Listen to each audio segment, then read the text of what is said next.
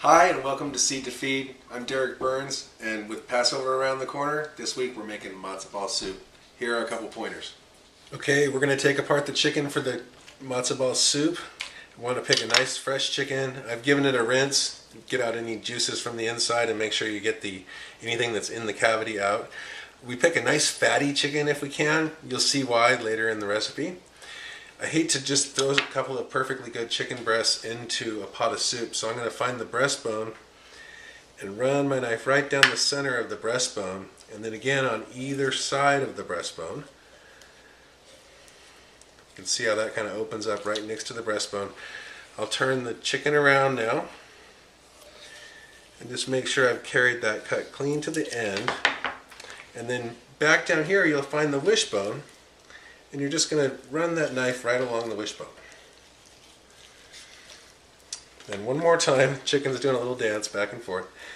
We're just going to use the knife to slide past the breast meat. And you see how most of the carcass that's left dry there, and the meat's all coming with meat.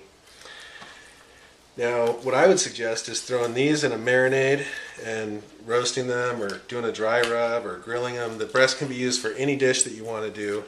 It's a way to get 2 or 3 meals from your chicken. One way to open the bones really easily for the legs is just to pop them back like that.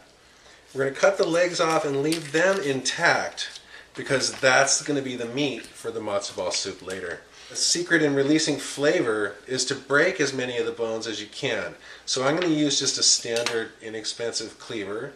You don't have to spend a lot of money on equipment. You can get by with some pretty basic equipment. And we're just going to whack right through the bones. And we'll do both sides.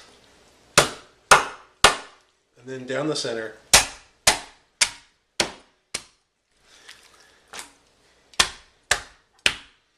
What that's going to do is release a lot of flavor. Now, the bones and the legs will go into the pot of cold water, and off we go making our soup.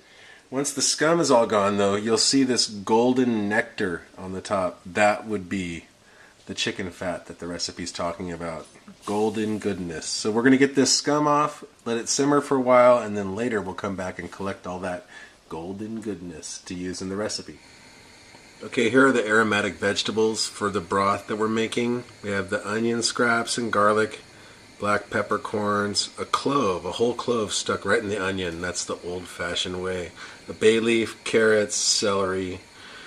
It's just the real basic aromatic vegetable combination.